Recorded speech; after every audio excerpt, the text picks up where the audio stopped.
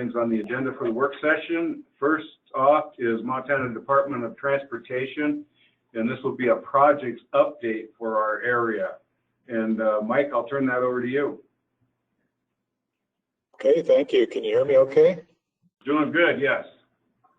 All right, so yeah, thank you for the invitation. I appreciate the opportunity to come and share some information with you and maybe get some feedback or answer some of the questions you might have on projects we have in Carbon County. I would like to share my screen, and it's telling me that the presenter needs, or the organizer has to make me a presenter. I have no idea. Yeah. Go on the triple dot. Triple dots. Triple dot. In the corner. Oh yeah, no, go there. Sorry. I know. Sorry. Yeah, no, like that's really bad.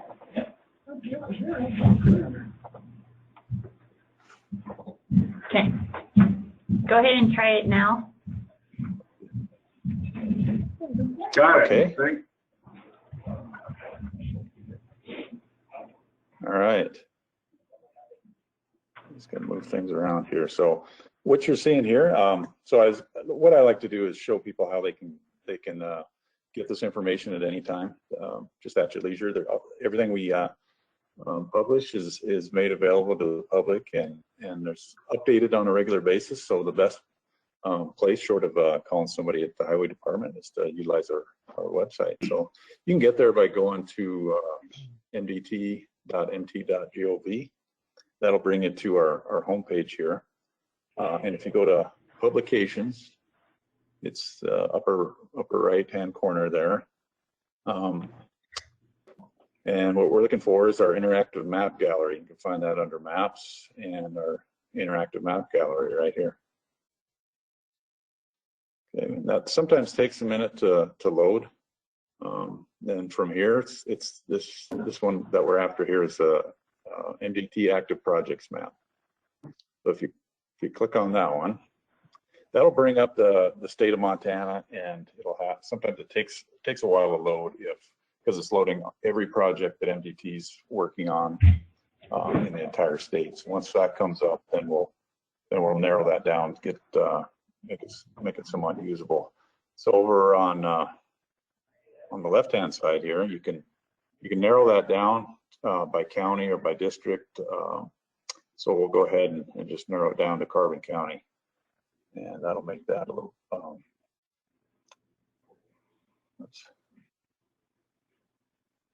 Yeah, so you can zoom in, just scroll your mouse in and out, and so now we've got it narrowed down to just the projects that are active in Carbon County. They're color coded, and up in the upper right hand corner, if you click on this, it'll tell you what each of the different colors represents. So this is all the projects, whether we're in construction or design,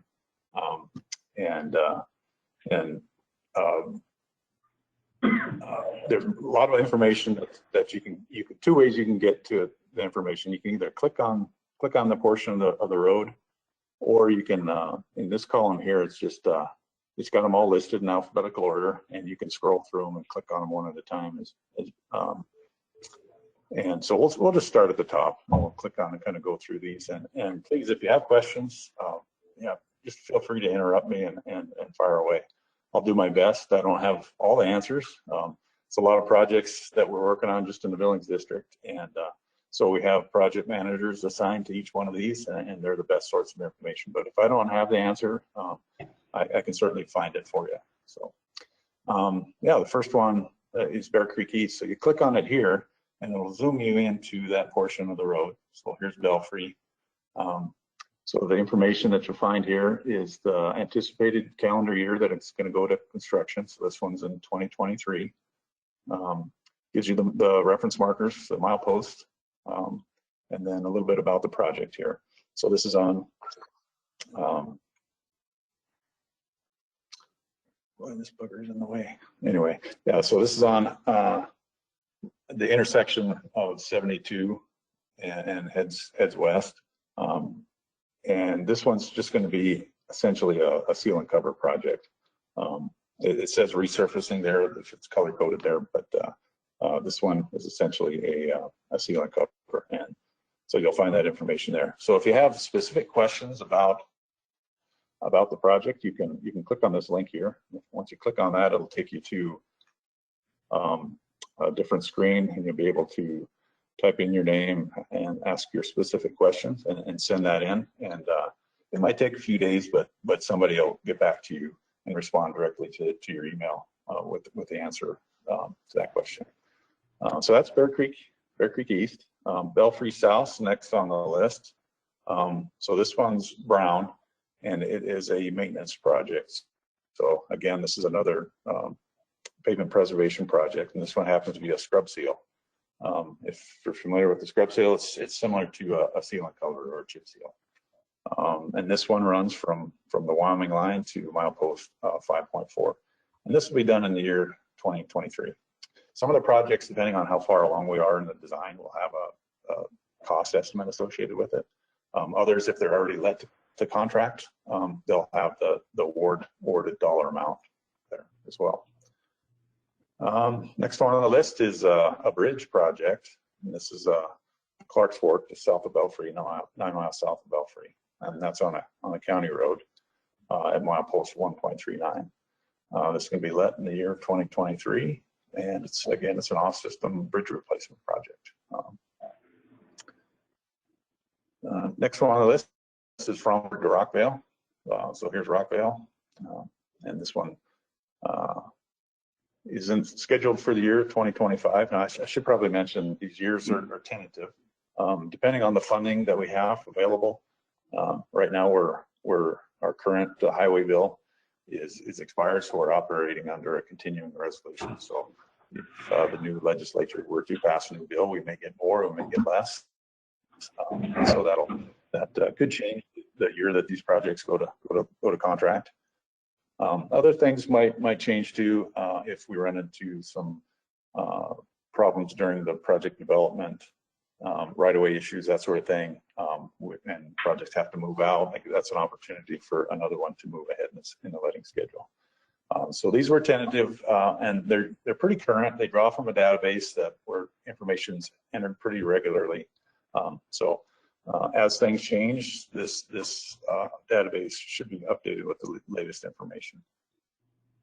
So here's the milepost again, and again, this is a resurfacing project or a pavement preservation project just south of Rockvale. The next one's another pavement preservation plan for 2022. And the estimate's just under $1 million, and this one is also it's on 421 near Joliet. And this one is also a seal and cover project. Okay, Luther East and West. This is on 78, and this is a busy corridor for us. We have a lot going on, a lot in the works. There's actually 3 projects on this corridor that we're working on. Luther East and West and Northwest to Red Lodge Northwest. You may have been contacted with some or seen some information on this. Collectively, these are known as the Highway 78 projects. They're actually 3 separate projects here. The furthermost one to the west is curves south of Roscoe. It's a safety project, but it's a reconstruction project scheduled for 2024. Again, here's some mileposts, and it's on 78. But Luther East and West, if we zoom in on that one again, so it gives us the highlights it here. So it's roughly from 10 to 16, roughly, so 9.91 to 15.8. And this is a project where we're going to add some width to it and straighten out some of the vertical and horizontal curves. So this will be similar to other projects that you've seen on this corridor. Right out of Red Lodge that we've done in the past. So this one and Northwest of Red Lodge are essentially the same scope and magnitude of projects, just one right after another there. So Northwest of Red Lodge Northwest is from 5.15 to 9.9. Yeah, and this one, let's see. Yeah, this one's outside the program right now. So this is we do our red book or our tentative construction plan in October every year. And so this one landed outside of our 5-year plan. So this coming October in 21, when we do that, that'll be an opportunity for that one to move in. We'll sign funding for this project. But, we try to make these projects, divide them up so they make sense, and try not to get too big of a project so that our contractors have bonding capacity to cover the project. We don't want to make it too big and have, you know, construction, a project under construction all the way from milepost 5 to 17. You know, try to break it up a little bit. Yeah, so that's it for that corridor. Red Lodge to Roberts on 212. So here's another busy corridor. We got a lot going on. I think again we have 3 projects in the works here. Actually, the furthest one, closest one to Red Lodge is Robinson, Red Lodge Robinson to 2 miles. So this will connect with the project that was done a few years ago, right in town. So it'll start at the intersection of Robinson and go to 2 Mile Road. Again, this one's just outside the 5-year plan. It's estimated at about $5.5 million, and it's a reconstruction project. Again, here's the mileposts. And this one includes a roundabout at the 2 mile intersection. So then the next project on that corridor would be the Red Lodge to Roberts project. And essentially these all have about the same scope, just doing some upgrades to you know, increase safety, shoulder width, maybe add some passing lanes, flatten ditches, improve drainage, and so on. This next portion, you know, this is a really rough estimate here for 20 million. You know, at this stage of the plan development, that'll likely change.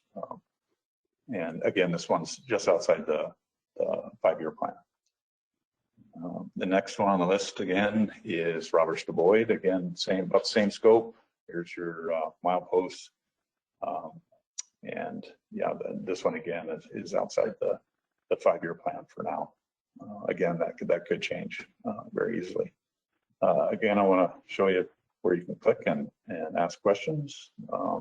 You may have seen some meetings or some outreach we've got Big Sky Public Relations on as a consultant to help engage the public and get comments and concerns and questions.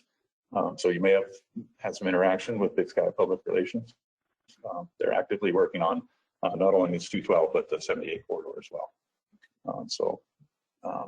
You know, when we get closer to construction, these will likely have a dedicated website where you can click on and get real specific information for contacts, schedule updates, and that sort of thing. Red Lodge South was a project that was already awarded and built, and that was a seal and cover project south of town. I won't spend a lot of time on that one. Roberts again was one that was let the contract and for the most part is built. And Roberts to Boyd, that's the last one on this corridor that we have planned. Again, about the same magnitude of project, same scope.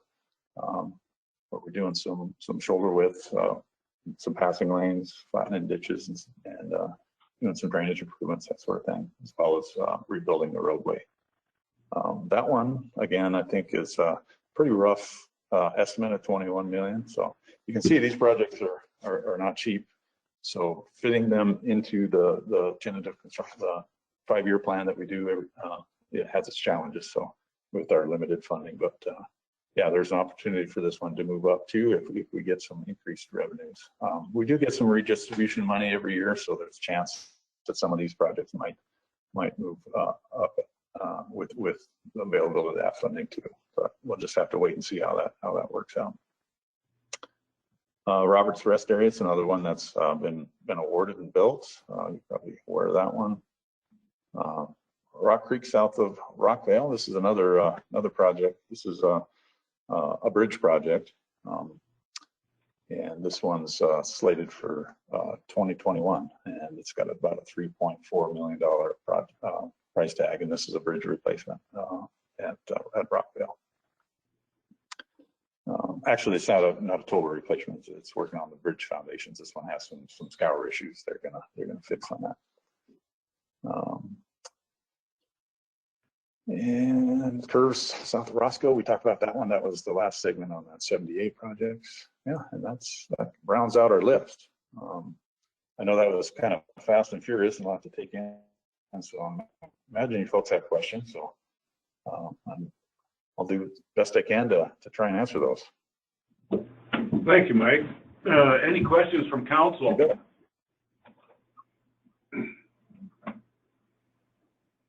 None here, Mayor. Yes, Dave. I say none from me, Mayor. Thank you. Okay. Tom, anything from you? No, I think that was a great presentation. I'm glad to find out what's in the works there. Council. Yeah, we're glad to do this more often. If you need maybe some project specific presentation at some point when we get under construction or close to construction, when the plans get developed further, we can certainly come in and talk to those projects specifically as well. Great. Therese?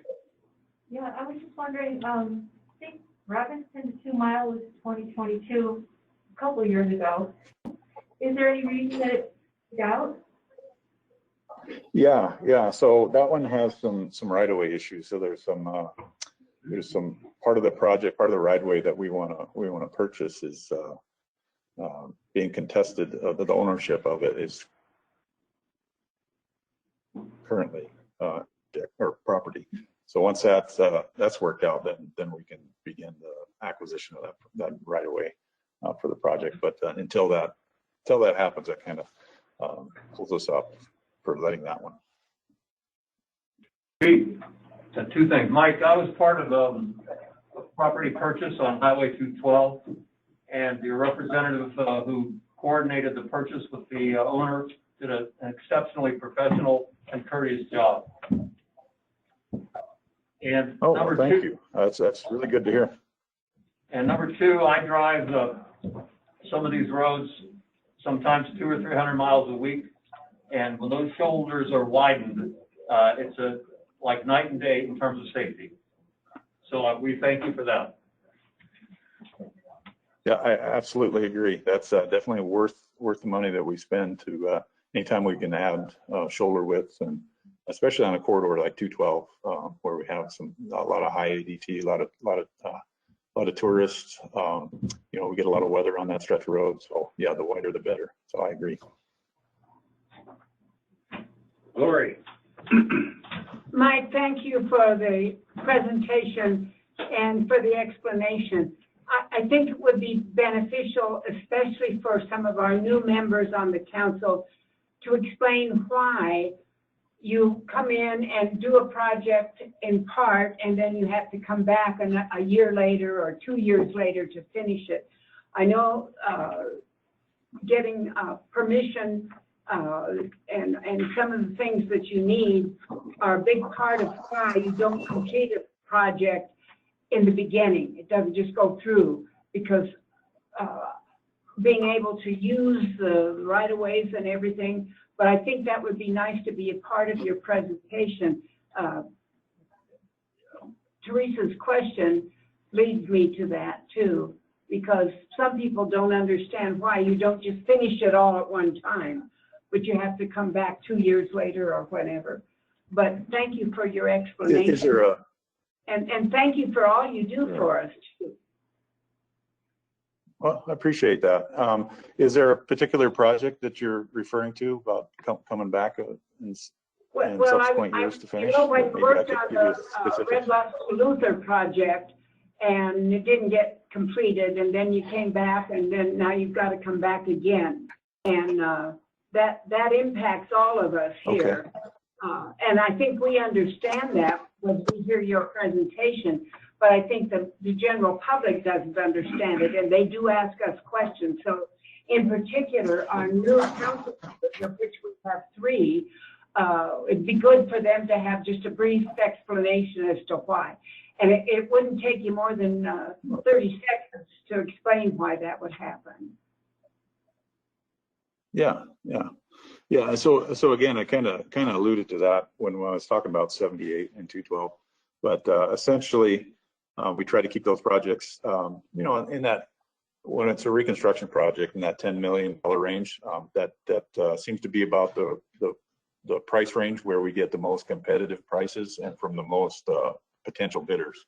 So our Montana contractors are kind of limited, and some of them are rather small. So we like to keep these projects at price range where they can get the bonding capacity. So that's why the projects on that 78 are divided up. Several years ago, called Northwest of Red Lodge. We also did a safety project right off the end of that one, and that was around 2006, 2010, somewhere in there. So this is a continuation of those. We're trying to keep them relatively small, in that $10 million range to prices that we can get, and give the most opportunity to our Montana contractors to be able to bond those projects and build them. Yeah, and so that's about the best explanation I can give you. Sometimes they make better sense. There's logical project splits where those length of projects fluctuates, and other times, like the last one on this corridor again. This is a safety-driven project. So this one's relatively small of the 3 projects that are on 78. This one's just. Let's see, it probably tells us somewhere. Yeah, the milepost here from 15.8 to 17, so it's 1.2 miles. And that one's driven by safety, so it's funded with a different pool of money, and that's managed. There's a program manager in Helena that does manages the safety projects. So they identify a specific, say, accident cluster or something, and they can identify a fix for that, and so they use their available safety funds to design and build those projects. So that doesn't come out of the same pool of money that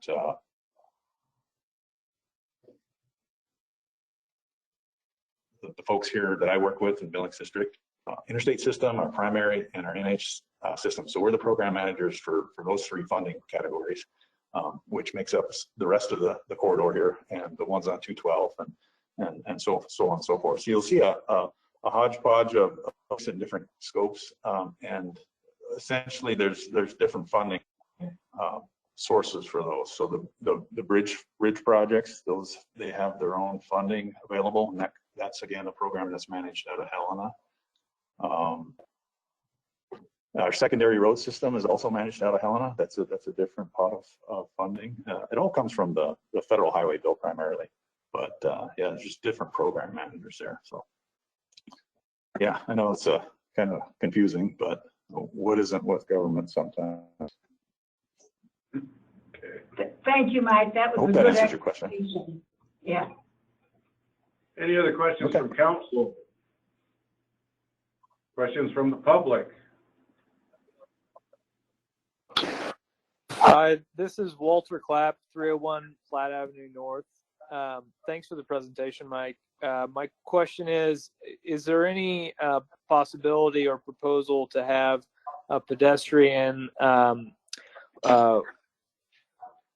roadway or sidewalk access next to the main roadway in between Red Lodge and Roberts on that $20 million reconstruction project?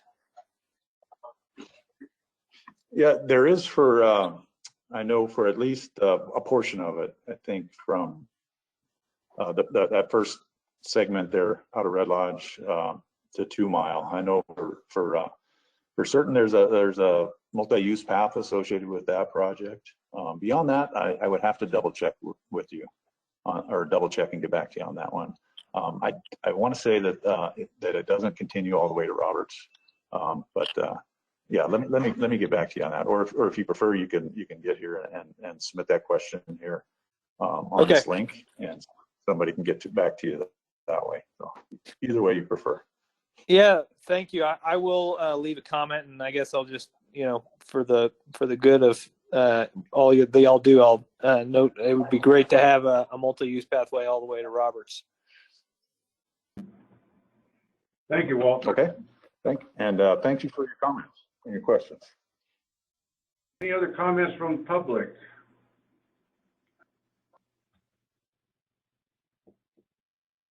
Well, thanks again, Mike. Appreciate it. And thanks for getting us up to date on that. Yeah, you're very welcome. Glad to do it, and yeah, feel free to call. Glad it finally worked out.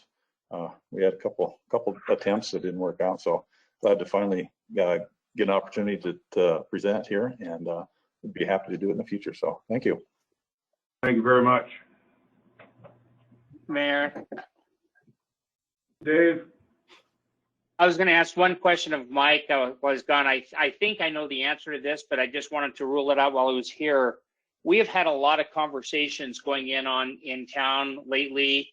And again, this would be a city project, not necessarily a county or state project, certainly because of the locations. But kind of at the root of all of those is if we're due for a traffic study or any sort of guidance and input there, is there a role at all that we should reach out and work with you guys or involve you, or where would you point us to if we want to consider and or start that process? Yeah, you know, we do have a traffic engineer on staff here in Billings, and we also have the Traffic Safety Bureau in Helena. And if it's a traffic study that on an NDT maintained route, we'll definitely can facilitate that. Well, our traffic engineer in Billings his name is Zach Kirkamo, and he's really knowledgeable, and he does a lot of those for us here locally. Yeah, I know these would be city roads. These would be city roads, so I just didn't know if that completely excluded you, or I figured we might as well ask why we had the expertise here. Yeah. Typically, we try to stay on ones that impact our system. Yeah. Or associated with our system, our roadway system. Yeah. Thank you. Yep, you're welcome. Thanks, Mike. Move on to the next thing on the agenda. It is the City Council rules and procedures. Who wants to start out with that? You know, I have something else yet. I'll help her get started. I'll jump right into the deepest part of the pond. Rebecca will help us get started here, and then we can. Teresa and I met Monday this last week, I think it was, and she had some ideas. It cleaned up everything that the council had requested last time, and did change, but I don't know if I said this to y'all, because it might have been to Teresa. We're on the 12th edition of Robert's Rules of Order, so I put that in there. Teresa had brought up, when we met again, about if something happens and there's a national emergency or a state declared emergency. So on page 2, I added, and I see a typo, so I'll fix that. But on section 5, about being in the event something happens when either the state of Montana declares an emergency or the president declares a national emergency, that it be where council members can vote remotely, but you need to be in the city limits of Red Lodge, because if you're not, it's like you're on vacation. So if you're on vacation, you can't vote in a normal situation. So that was in there that you had to physically be in town. And then Teresa and I had a really good long discussion. And the public hearing section, and on page 5 and number 5 at the top of the page. And so I made changes there based on what Teresa and I had talked about. And then public hearings. This was a lot different than what Montana Code annotated was under section 1. And so I think Teresa and I talked on that, but I can't remember if we did it. I think we started anyway. So I put that in as a possible way to redo that so that it goes along with MCA. The weird thing was this kept talking about testimony and taking stuff under oath, and in 4 years I haven't seen a public hearing that required testimony. And so it was kind of odd. So Teresa and I looked at, I think I gave her that code section, so that was changed. But other than that, the initial changes were the only things. And Teresa had a lot of great ideas. Gosh, we spent an hour going through all this. And so I'll let her talk about some of the things and thoughts that she had on it. Thanks, Rebecca. Teresa? So I think what Rebecca was alluding to is that the difference between, you get into the woods here between public comments or presentations at council meetings versus the hearings. So that's where that discussion came up about clarifying making public statements, not testimony, or the difference with hearings is it would be a lot more formal. And so I think that's where you, Rebecca, that's where you grab the state code from, right, to clear out the whole section. But I don't know that anybody else has any, ideas about how that should look. That was that section. And, well, I had public comments made to me after the fact, after this has been submitted to the supporting documents. So I don't know if you want me to stop there before we have a further discussion going through it. Let's discuss it as council, and then there's other input then, Okay. public input. Any other council comments on the revised rules of procedure?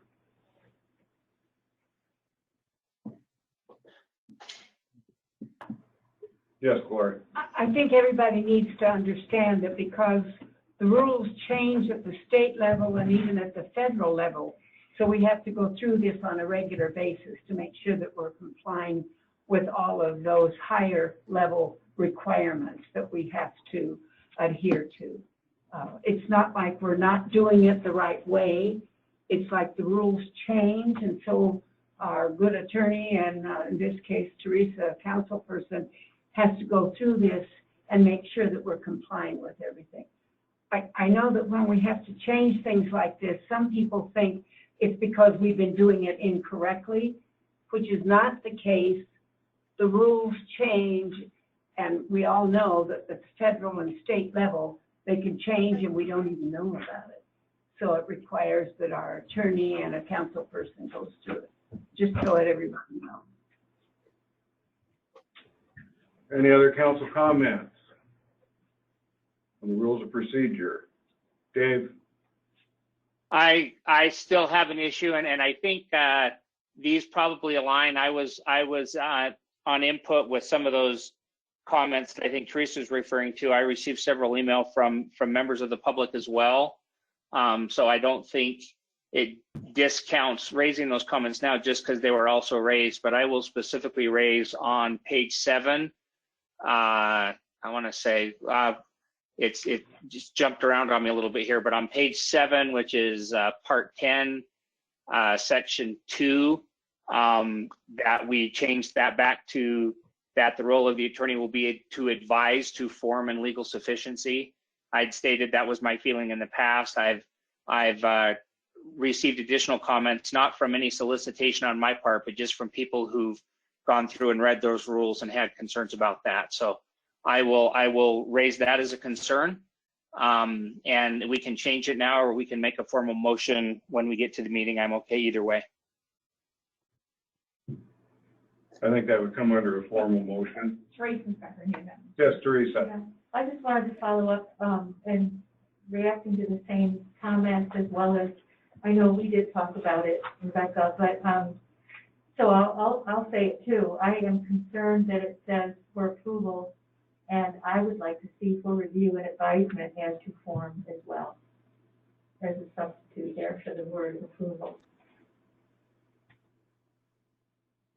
And I think for the discussion to have here to help keep our proper meeting boring, I don't feel that there's anything in the way that it currently is that precludes somebody from reaching out to the attorney. We have continued to do so. I know Tom's worked, clearly it was just referenced that Teresa has worked the city attorney as well. And that's just the role of attorneys, is to provide legal advice.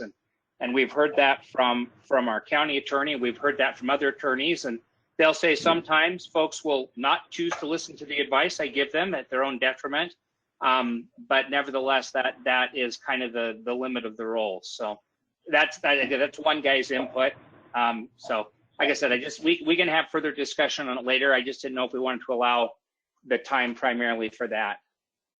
Jamie. I too want to echo the same as both Dave and Teresa, where I've had several people ask me about this particular section as well, and want to review and advise Okay. versus approval. You're going, I couldn't hear you. Oh, I'm sorry. She's going along with the changing that back to will advise. And what I want to clear up is I have been accused by council members present and past that this gives me a veto power. That is ridiculous, and it's not true. What my job is, Jamie, and this is what Teresa and I sat and talked about. My job is to make sure we do things correctly, legally, so that you as council members don't get sued, the city itself doesn't get sued, department heads don't get sued. And so that was in there, and it was in there when I got here. So that approval was to make sure as to the form, meaning the document itself is correct, the form of that document, and that what is in that document is legal. Because we get ordinances as a council, y'all can pass ordinances all day long. Doesn't mean they're legal, it doesn't mean they're correct. And so we end up with ordinances in the code book that are unenforceable. And I think the chief actually gave a good example today in a meeting about the angle parking, because it's just wide open. And so there's no way to enforce it because everybody can argue, well, I parked the angle. There's no line sizes, angles, and all these different things. And so that was really where all this came about, and it wasn't a problem up until that point.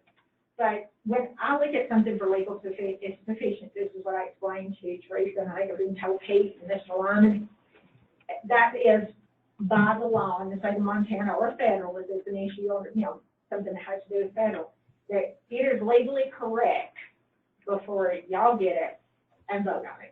And you can still bypass me and vote on it all you you can, because that's what happened before. And it gets passed, and then you just have something that's going to sit there on the books until somebody does it because it's unenforceable. And it was frustrating on my end because I'm trying to make sure the council's doing things correctly and legally. And I finally ended up talking to Kelso, the attorney, and I'm like, I'm at my road station, what do you do? And he said, you can advise the council all day, and they can ignore it, and that's on them.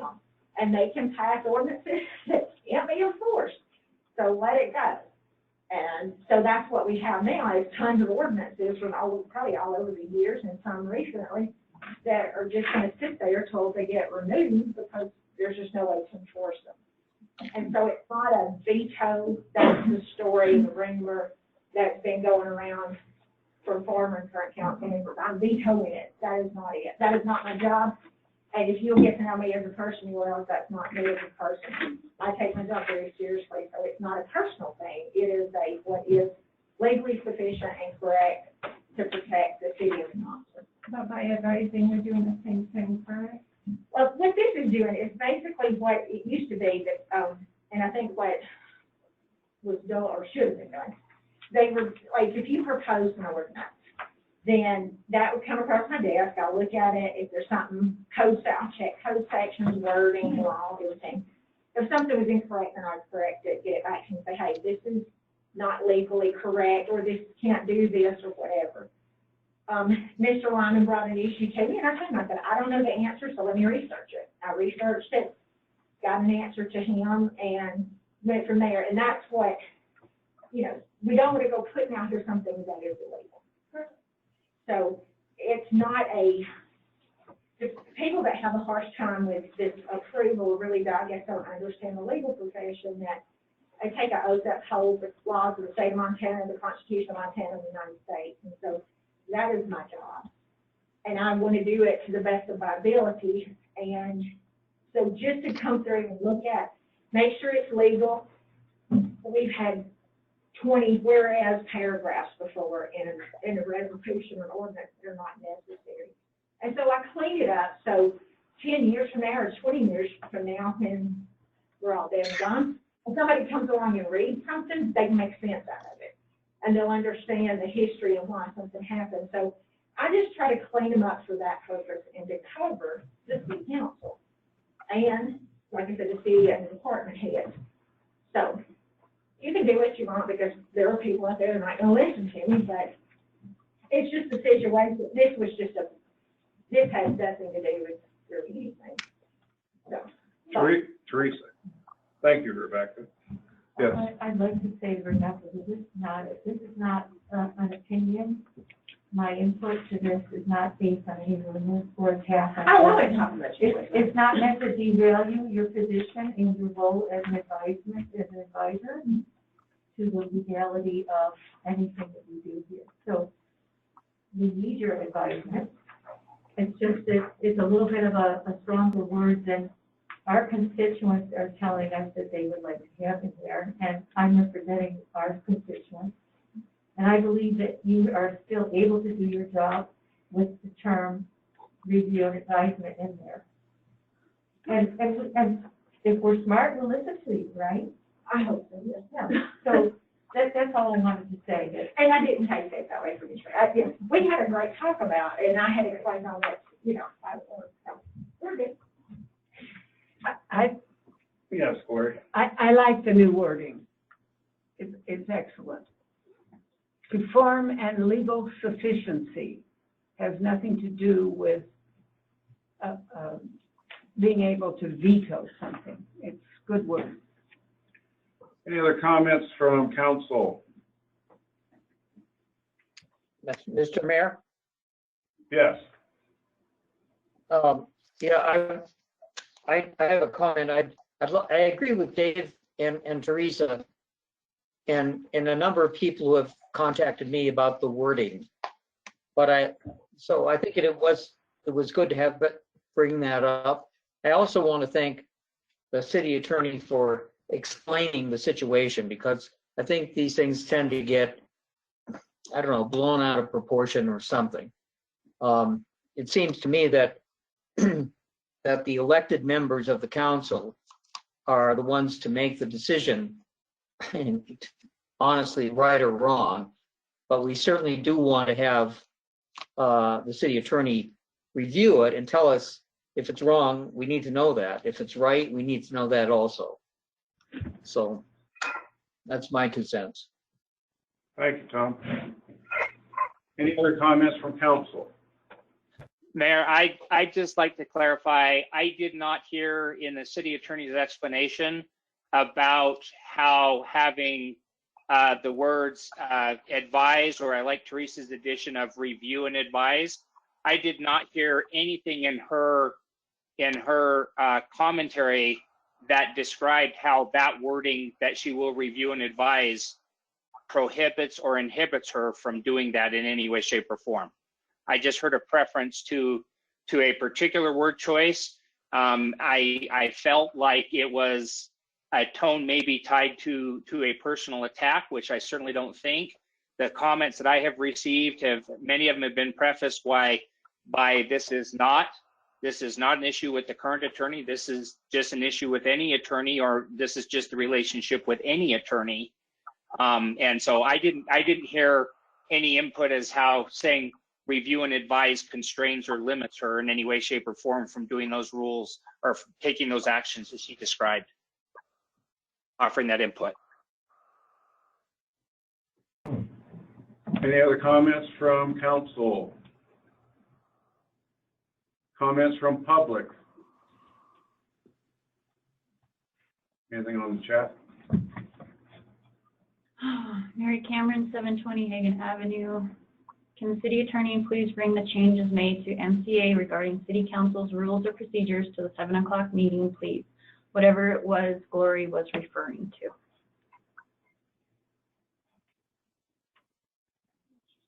I mean, I couldn't hear you good one. Sorry, it has to do with the MCA codes that you were talking about. It's cited in the council rules procedure on that one that was changed, that Teresa and I marked down. It's part 10, section 2. Part 10, section 2. Okay. Any other public comment? Rules of procedure. That'll be up for action later. Let's move on to use of city-owned land permit, Cruise and Red Lodge. Thank you, Mr. Mayor. This is a application from Cruise and Red Lodge, represented by Rick Moore, for their annual drag races at the airport. on the runway, the same weekend as the car show that's in downtown. The request is to have exclusive use of the airport property from 7 a.m. to 2 p.m. The race would actually be from 8 a.m. to 12:30. They have some setup and cleanup to do before and after. There's generally 600 people there, which is a high number. And talking to Rick, in the average year, they had about 100 cars show up. Last year, there were 60, and that's not participants, that is visitors and attendees. So there probably shouldn't be too much of a traffic issue with that number of cars. Trash cans, I did speak to him about that a little more. He says they'll provide a minimum of 5, although it's a little dependent on later on in the application, which is food and beverage. The Future Farmers of America have often done some food up there. They didn't last year. He's really unsure about next year as well. He said that if they are there, they'll need more trash containers. If they're not, they won't need very many. Most people watch out of their car and they're not having picnics or generating too much garbage. He said they'll have four porta potties. Specific fire and EMS will be there. And there are no vendors for the event. Thank you. Discussion from council. I have both participated in the racing and been part of the law enforcement to check on this event. And I can't tell you how well run it is, how well policed it is, both externally and internally, and how they enforce their rules and they keep the place clean and they tidy it up when they're finished. And this type of individual and those types of people who run these programs with that high regard have my complete support. Okay. Any other council comment, Dave?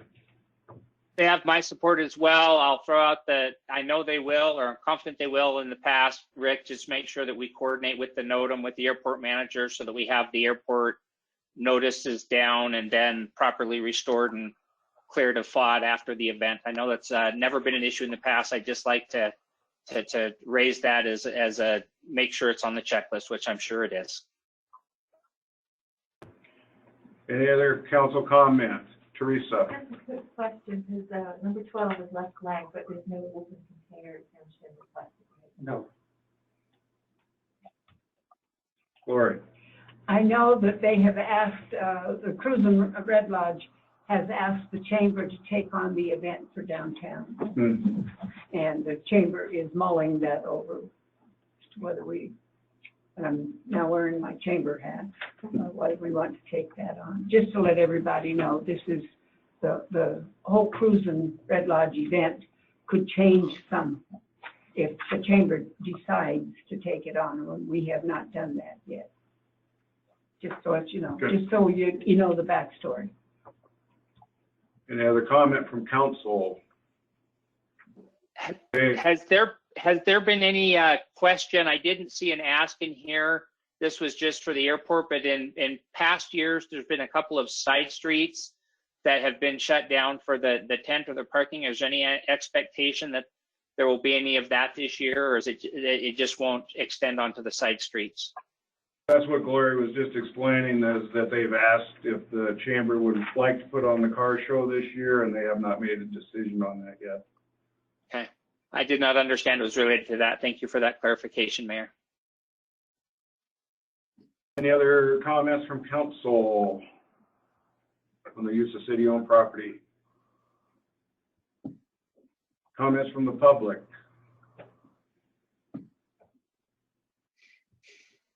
Comments from the public?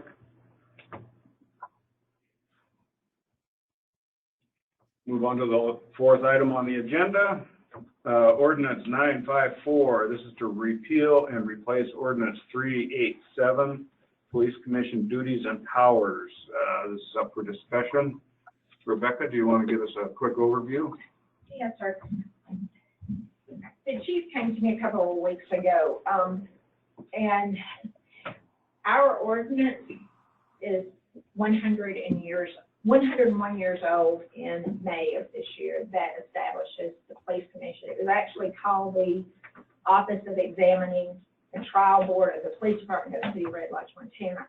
And that particular ordinance that was passed on May 12th of 1920 is no longer a good ordinance because the law in Montana has changed on the powers, duties, and compensation for the police commission. So what the chief wanted to do was to clear that up so that we would be in compliance with Montana code. So all this is doing is repealing 387, the 101-year-old ordinance, and replacing it with the Montana code for the police commission. And instead of going through and putting every paragraph in it, because there's multiple sections, this is adopting the sections in reference to the police commission. And I included today, after we had a meeting this morning, a good long meeting, Steve Roy was there, Teresa, the chief, and myself, and two of the board members and a couple other people. So, and it was like, I came up and said, let's do this to say that the code sections as amended, so that in the future, if something changes and gets amended, then the city can just keep rolling over and staying in compliance as the code changes. And so instead of having a long drawn out section, it would just have this there to say, this is what we will follow.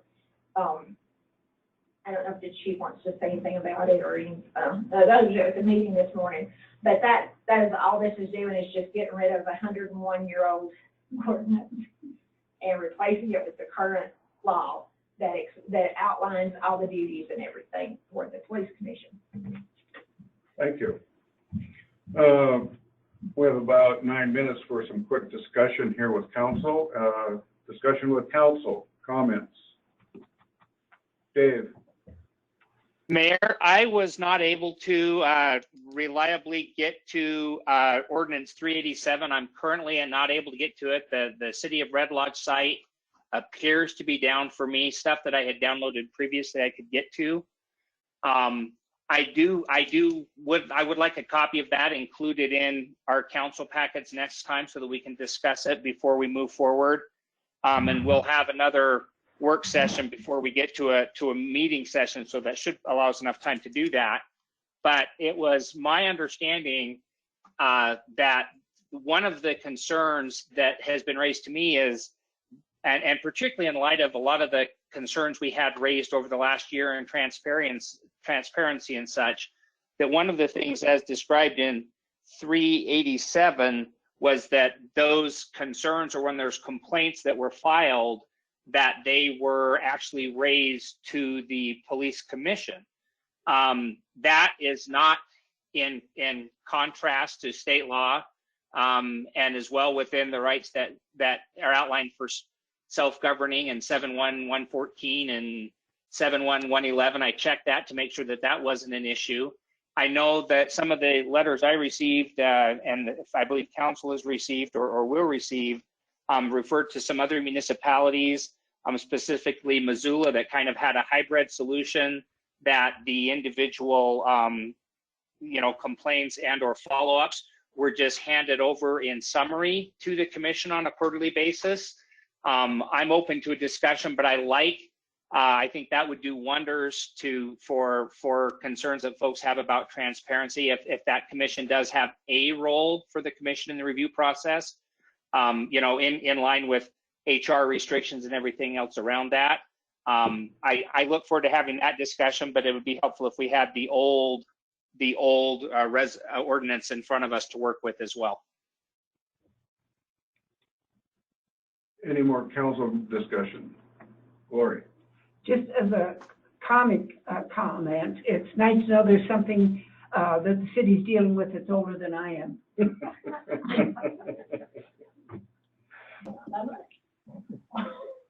We need to laugh once. Pete? I served as chairperson for the police commission in a civilian capacity, and was a member of the police commission for 5 or 6 years. And I'm glad to see that this, a metaphor here, that all these pickup sticks are now beginning to take some shape and form, and I'm appreciative of that effort. Okay. Any more comments from council? Comments from council? We have about 5 minutes for comments from the public. I would like to say something, Mayor. If you would state your name and your residence address. Yes, my name is Kristen Cogswell, and my residence is at 620 19th Street West here in Red Lodge. And I don't think we need to adopt a state statute because, I mean, I'm fairly certain that a state statute is something that we have to abide by anyway. And I don't know that the age of this really matters because it's been reviewed on several occasions. Since then, there's other Montana communities that continue to have the police commission review complaints. And, we haven't, it looks to me like Red Lodge simply hasn't been obeying their own ordinance for one reason or another. But moving forward, it would be nice if Red Lodge could craft an ordinance that worked for Red Lodge. And, to me, I really like this Missoula ordinance because, well, it's not an ordinance, it's a policy thing. But we could build that into an ordinance, and it would just provide a really nice format for people to either make a complaint or a compliment to the police department. And the only thing it would do is create a record that the commission could reference. And then if the commission saw a habit of problems or whatever, then they could talk to the mayor or the chief of police to see if we could do something better. But it would just be a really nice bridge, I think, between the police department and the citizens of Red Lodge. Mayors come and mayors go, and police chiefs come and police chiefs go. And, it's like getting a renter. You never know, as best as you try. It's just really good to have, a little bit of oversight. And I don't think, I don't know anybody who would be against just a tiny little bit of oversight, like keeping what happened in a file that was confidential.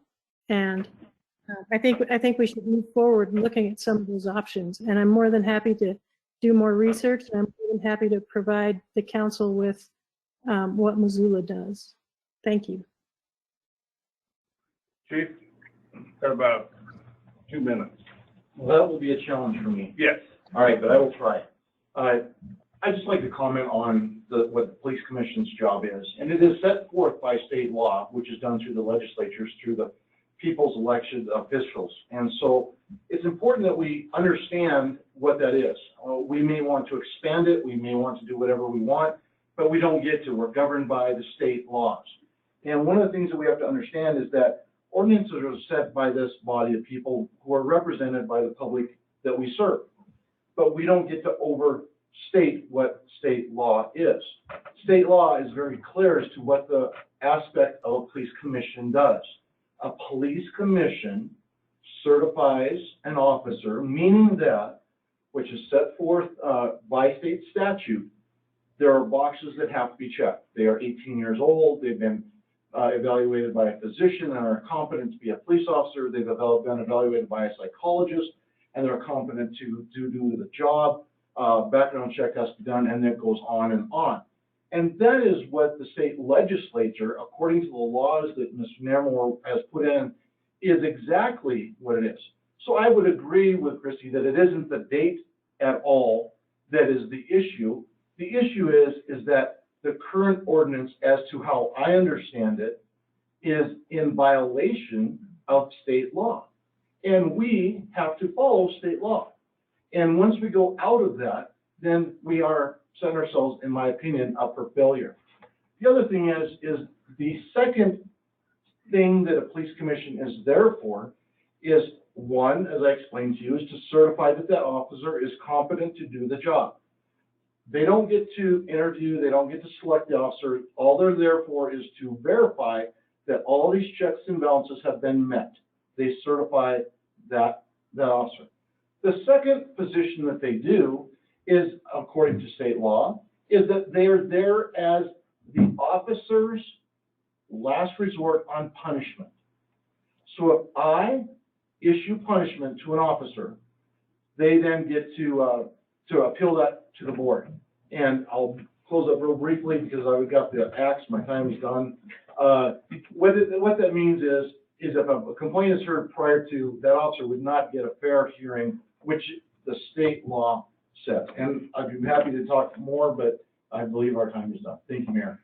And we'll have this up for discussion at the next work session. We'll have more time to discuss that too. So it is 7 o'clock. It is time for the council meeting to begin. Steve Roy, will you lead us in the pledge, please? Pledge allegiance To the flag of the United States of America and to the republic for which it stands, one nation under God, indivisible, with liberty and justice for all. Roll call, please. Larson, Here. Caparelli, Cutelli, Here. Lyman, Here. Mahan, Here. Whistler, Here. Westwood. Westwood is before Whistler here, alphabetically. Sorry. I'm so happy that we have somebody who sits behind me. It's not easy living life as a W. Minutes of December 8th, 2020. Move to approve the working session, December 8th, because we missed it last time. And they should be in your packet. yes, December 8th. For the work session for December 8th as presented. Is there a second? Second. Any discussion? Roll call. Caparelli? Yes. Cutelli? Yes. Lyman? Yes. Mahan? Yes. Westwood? Yes. Whistler? Yes. That was not Westwood, but Westwood will be a yes, although with comment, because I did not see a copy of the minutes in the email. However, I have confidence in the process. It's in the packet. They were in the packet. January 12th. Move to approve the minutes for the working session for January the 12th as presented. Discussion. I second that. Discussion. Roll call. Caparelli? Yes. Cutelli? Yes. Lyman? Yes. Mahan? Yes. Westwood? Yes. Whistler? Yes. There's a way. Oh. Tom, stop voting for me. Those 26. For, all right? We got to No, do the 12. regular, yeah. Move to approve the minutes for the regular session on January the 12th with attachments as presented. Seconded by Second. Jamie. Discussion. Roll call. Caparelli? Yes. Cutelli? Yes. Lyman? Yes. Mahan? Yes. Westwood? Yes. Whistler? Yes. Let's do the minutes of the 26th. Move to approve the minutes for the working session on January the 26th as presented. Second. Seconded by Pete. Discussion. Roll call. Caparelli? Yes. Cutelli? Yes. Lyman? Yes. Mahan? Yes. Westwood? Yes. Whistler? Yes. Thank you. Warrants payable. Move to approve the warrants payable in the total amount of $326,796.35 as approved by the auditing committee. There are several outstanding amounts or obvious amounts. The Red Lodge Rural Fire District got our payment, or is going to get our payment, for $205,738.12. Northwestern Energy is going to receive our payment for $11,839.70. And Republic Services is going to receive our payment of $38,957.45. In addition, the Bank of Red Lodge is going to receive our payment for $56,758. So the total, therefore, is, again, $326,796.35. None of these are unusual or outside of what our budgeting process has determined. Second. Thank you. Discussion. Roll call. Caparelli? Yes. Curtelli? Yes. Lyman?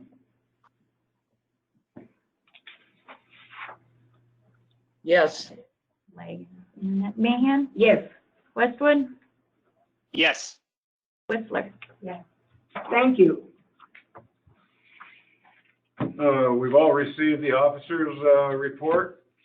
Everybody should have a copy of that. Teresa? I don't think I've seen that. I Okay. noticed I didn't see it on the last meeting, even though I kind of went along, but did I miss an email or Well, I think something? Diane sent that to all the council members. If not, I can send it to you. Yeah, I don't think Sure. I've seen one yet. Thank you. Thanks for keeping it down to one page.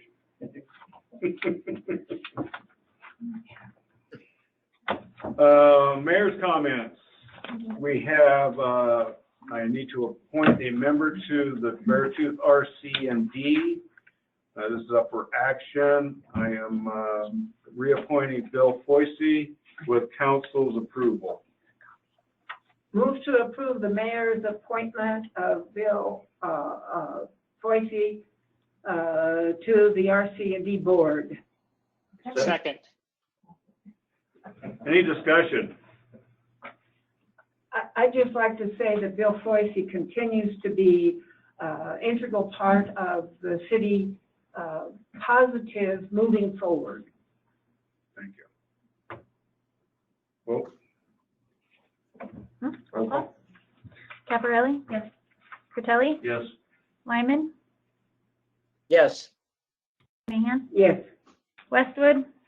Yes. Whistler? Yes. I'd like to make a quick statement on correspondence. The agenda and the packets go out Friday at noon. So any correspondence that you want included into the packet or distributed to the council people for this meeting need to be in to the city clerk, Lonnie, city clerk, or myself, so that those are put into the packets. And if they aren't, then they go into the next meeting on this would be the fourth Tuesday.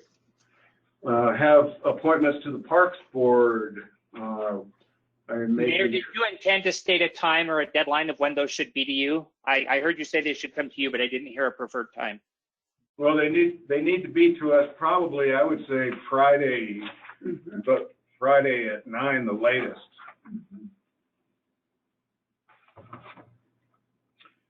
Parks Board, appointing John Peters and Amy Hoy to the Parks Board. I'd like council's approval. Move to approve the mayor's appointments of John Peters and Amy Howie to the Parks Board, and thank them for their interest in serving. Okay. Jamie seconded. Any discussion? Roll call. Caparelli? Yes. Curtelli? Yes. Lyman? Yes. Mahan? Yes. Westwood? Yes. Whistler? Yes. Move on to the pool committee fundraising update. I received a update from Al Bloomer on the fundraising. was as of February 8th, 2021. A fundraising summary to date: cash, $144,488. Grants, $1,000. Pledges, $137,199. Total cash grants and pledges, $282,588. So they've done a fantastic job. Also with that, be aware that we have the city pool endowment that's at $38,000, and the Friends of the Pool have another $9,878. Number of donors to date, 40. Number of grants received, 1. Number of grants pending, 3. Number of potential donors identified were 88. 80 have contributed or pledged. 4 have declined. 44 potential donors remain. The Sidney Reinhardt Memorial is counted as one of our donors, but had 66 participants to date. They've been communicating in publications. They have business plans, Facebook page, fundraising brochures, sponsor levels. They've used FM 99 The Mountain, some newsletters, and we have a Red Lodge Realtor promo going. The bids have been opened. We received them and we opened them. We have one bid that came in at $1,744,000. The other one was $1,802,000. There's some other change in there also. Those were opened up. The Interstate Engineering is reviewing those now and making sure that they're meeting all the criteria. And that's pretty much that. Anything you want to add to that, James? I don't think so. I guess maybe just the fact that fundraising in particular would go towards a phase 2 project, as well as for an ongoing maintenance endowment, maintenance and operations endowment. Right. So as you heard, the bids came in. That's for phase 1. They're estimating phase 2 at about $550,000.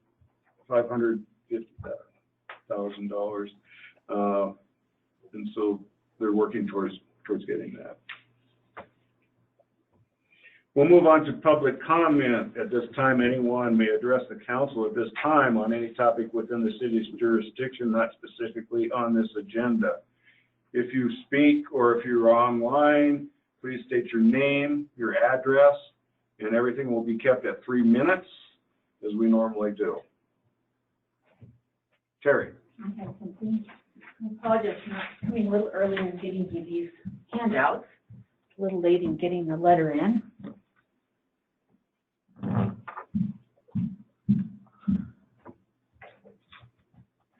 It works with glasses and a mask on, but I'm going to go for it here.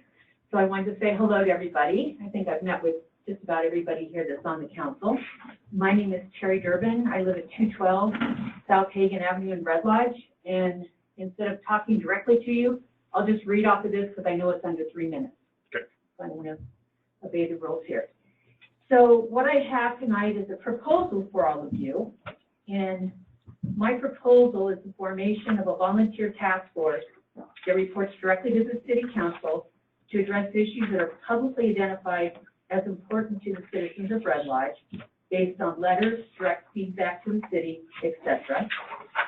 The volunteer team would be assembled based on a prioritized list of these citizen issues that are agreed upon by the council. The makeup of the task force would be dynamic and based on the project. The mission statement would be to empower the Red Lodge slogan, "Together we can do this," to address issues important to Red Lodge citizens through consensus building with our city government. And then the strategy along this line is, I talked to all of you, and I realize that for the most part, your positions are volunteer, part-time positions. We have a plethora of talented, skilled individuals in the community. Many of us are retired, and I'm suggesting we call upon these people to join the task force effort. Volunteer task force members will be approved by the city council like any other volunteer kind of group appointed by the city. And I'm suggesting one city council member would champion an issue and work with the volunteer team to investigate and document proposed solutions for consideration by all members of the council. And why are we doing this, or why do I think we should do this? As I gathered data this fall, which I've shared with, I think, everybody here on the council, from letters that have been submitted to the city, it is clear that there are specific issues the public would like the city council to address. In addition, I have also noted that there is misinformation about some of these issues and processes that is being propagated on social media. So, which leads me to propose the first task force project with the city council would be a volunteer team to propose ways the city can improve communication with the city of Red Lodge to increase participation in constructive dialogue. Two issues that have generated lots of dialogue and illustrate this need for a more effective communication are the city budget process and the city's role in sanctioning Red Lodge events. So when I look at Together We Can Do This, which a lot of us have in our offices and our homes, to me, these are the issues that people have taken the time to express concerns about on both sides of the aisle. Now that we have a new council in place, we can put the work in to put the slogan into measurable actions for the citizens of Red Lodge. I have presented this plan to most of you individuals with positive feedback and the urging to present tonight. I am asking for the City Council's public support at the next City Council meeting to create this task force, and I will volunteer my time to work directly with the City Council members to get this going. And so I want to thank you for your consideration in advance. Thank you. Any other public comment? Yeah, I'd like to say something. This is Mary Cameron, 720 Hagan Avenue North, number 7. And I'd just like to ask, like, for the next meeting, the February 23rd meeting, could you include in the supporting documents the minutes from the January meetings and information regarding Montana Code annotating relating to the City Council Rules of Procedure? I heard the council president said something about the reasons that it was changing was because Montana Code had changed, so they needed to update it. And I'd like to know what those changes were. And then also the Montana Code annotated relating to the police commission. So if those could be included in the supporting documents, people would be much more informed going into discussions. Any other public comments?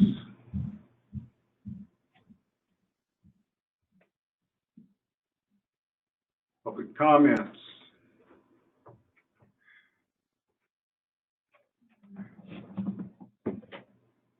Hope Smith, 517 North Hauser.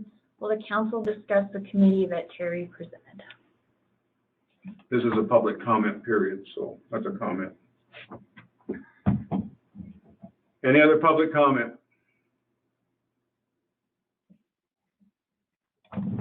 Public comment?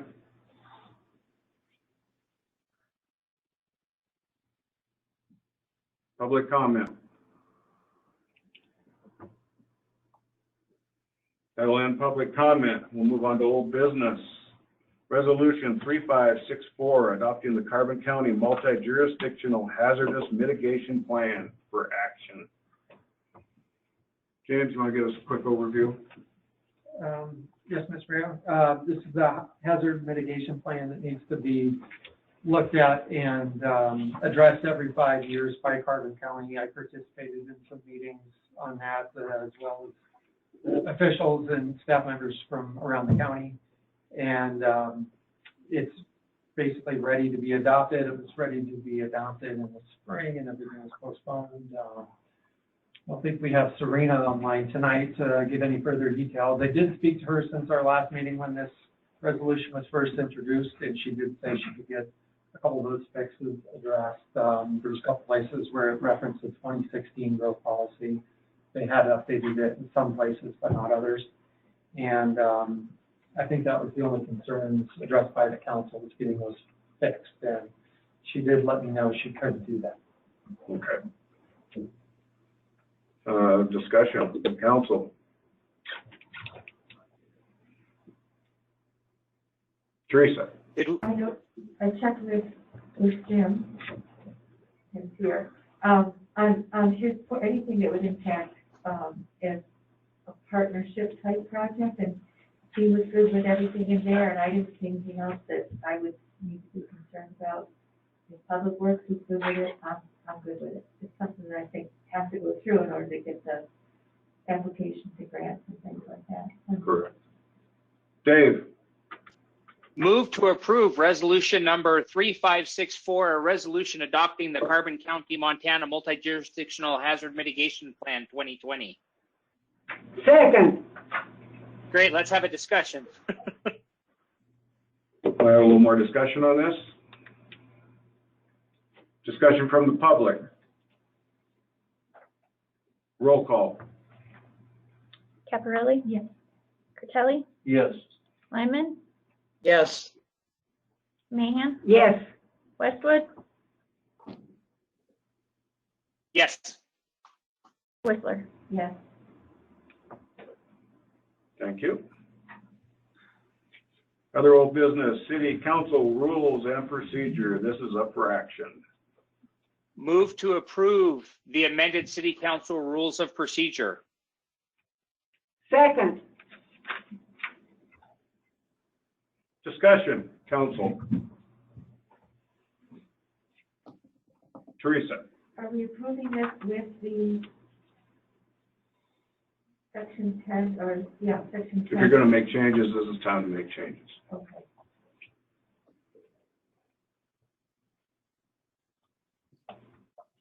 Dave.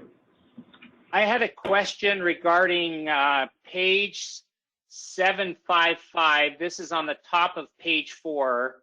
It had to do with the order, and I heard it tangentially mentioned, but there was the former rules had basically just discussed an order to comments, that it would be starting with those in favor of the measure, followed by those that were opposed to the measure, and then finally those who wish to speak neither favor nor opposed. I saw that that was changed to just the presiding officer has the discretion.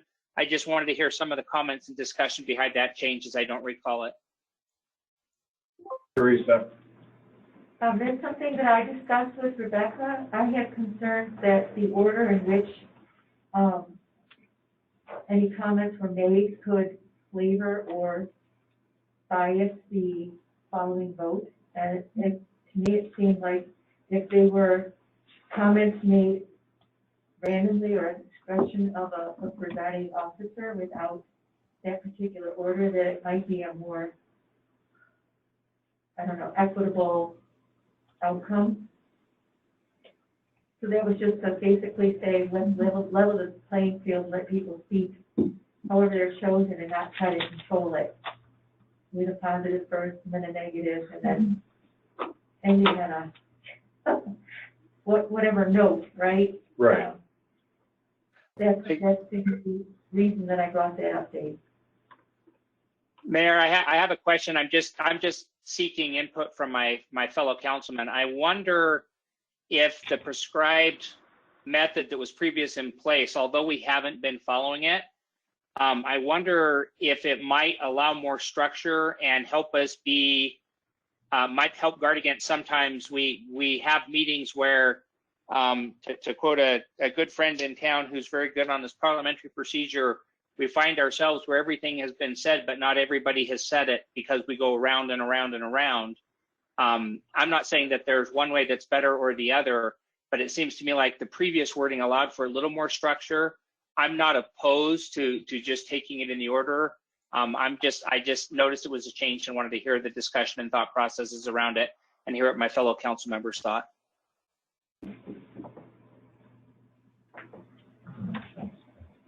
Any other comments? Move to change. Teresa. Sorry. I know Rebecca and I again had this conversation, and I did ask was there any reason that it had to be in that particular order? And it is not, it's not something that is mandated or stated within the state code that it has to be adjusted in that manner. Rebecca, am I out of line? You can see that. No, Teresa had actually a really good comment in our meeting, and doing it in order, because the council represents the residents of Red Lodge, and she had asked about, the general public and people that live in the county or people that live outside of Carbon County addressing the council, and so it's open to the public, so anybody can comment. And something we talked about that y'all could consider is possibly when an issue comes up, and this was really Teresa's idea of doing maybe, especially if it's going to be something that is a really, really, really important issue that the council needs to hear from the public, to take the citizens of Red Lodge comments first, then take business owners, because what you decide impacts them, and then just general comments from the rest of the world. And so we didn't put that in there, but that may be something that, Mr. Mayor, that you would may want to look at an idea of doing when we do have a large comment period with a lot of people. And that was, I think Teresa, that was her idea, and she kind of I liked it, what she was putting at, because it's important to hear the citizens that put you in office first and foremost. And we haven't, I don't think there's ever been a line of pros and cons lined up in any of the comment period. So that's why we just fixed that. It was a very good point that Teresa had on it. Very good.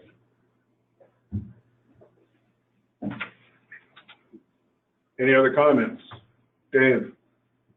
Move to change Part 10, Section 2, to strike the word approve and modify to the city attorney will review and advise as to form and legal sufficiency. I so move. Second. Second that. Moved and seconded.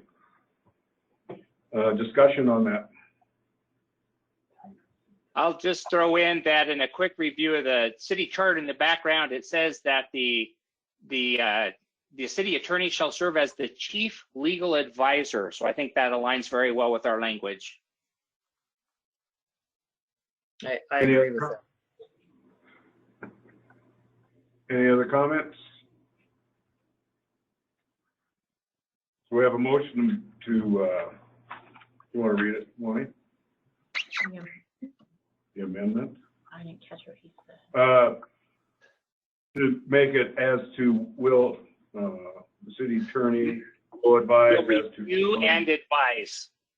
Okay. It's basically the same as it was previously, except we've added the word review before the word advise. So it's review and advise.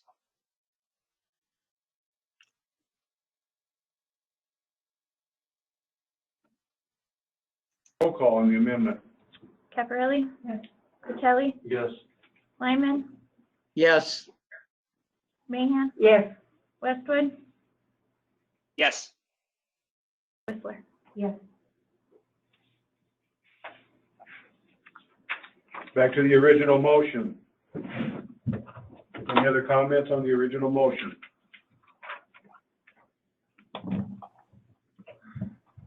Roll call. Caparelli? Yes. Fratelli? Yes. Lyman? Yes. Mahan? Yes. Westwood? Yes. Whistler? Yes. Thank you. New business, use the city-owned land permit, cruising Red Lodge Airport property. Move to approve the use of city-owned land for Cruising Red Lodge as submitted. Second. Discussion.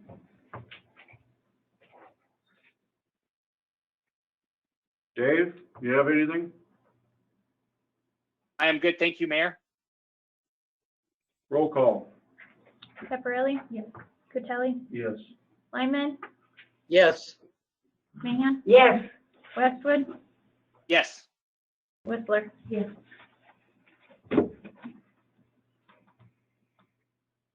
Well, I do have an announcement.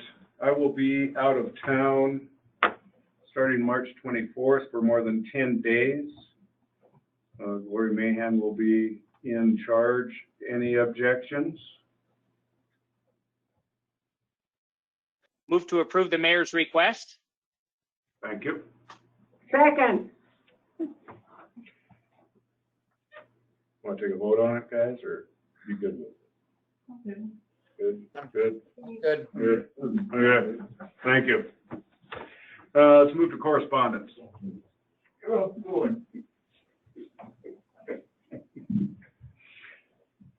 Any council people have correspondence? All right. Pete, do you want to move it down to number 11? I should have it in front of me. Yeah, sure. Adjourn. I move we adjourn. Second. All right. Thank you, everybody. Good night. That's nice.